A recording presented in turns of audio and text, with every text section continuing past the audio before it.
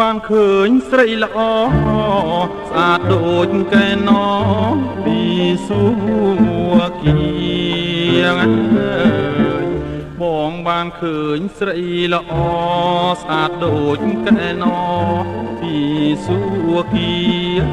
កើតដីប្រតិពតឥតគុណណានីចង់បានគុំងារមករួមប្រានឡងតាខ្ញុំផ្ដាំថាបើនាងឯណាដងប្រាថ្នាបា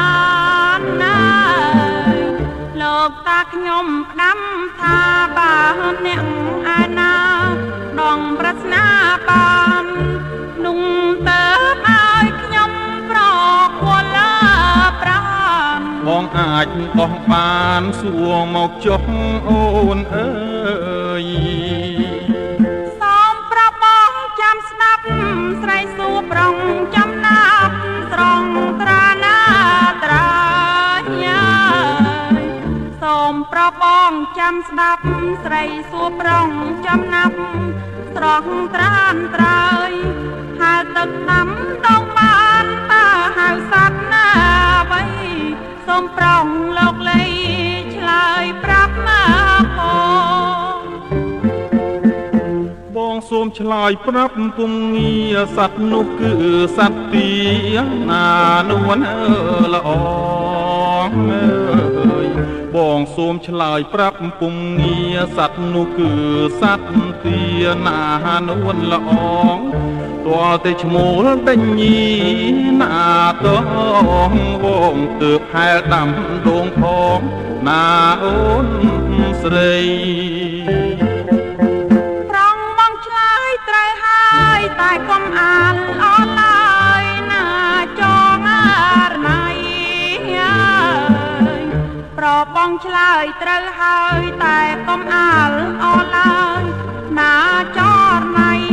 ចប់ផ្លែបីទុំក្រហមស្វាត់ព្រាមក៏មានណាតម្លៃសូមនាងស្រដីឲ្យឆាប់មកកាផ្លែនោះហៅផ្លែទន្លាប់រៀមសូមឆ្លើយប្រាប់កែវកននិថា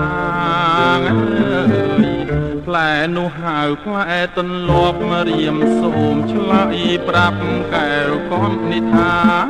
ផ្លែវាទុំក្រហមដូចពណ៌ជីវ៉ាកំពុងពេញស្នេហាហាមអករកខ្ញុំ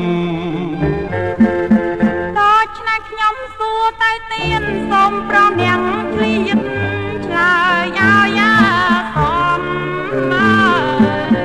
ដូច្នេះខ្ញុំសួរទៅទៀនសូមប្រងនាងឆ្លៀនឆ្លើយឲ្យសមឡាយអ្វីដងតងតែមួយឆ្លើយប្រាប់មកខ្ញុំឆ្លើយប្រាប់ឲ្យសមកុំផ្ដេញផ្ដាំផ្លែនោះគឺផ្លែចេកស្រីស្រស់ល្អឯកស្ដាប់ឲ្យច្បាស់ផ្លែនោះគឺផ្លែចេកស្រីស្រស់ល្អឯកស្ដាប់ឲ្យច្បាស់អូនជួលចិត្តចេកឬបានប្រឹងសួរណាស់បើជួលចិត្តប្រាប់ឲ្យច្បាស់បងរកឲ្យស្រីបានចង់អ្វីទៅព្រាននារីពៀននេះមកពីទីណាប្រងប្រាថ្នា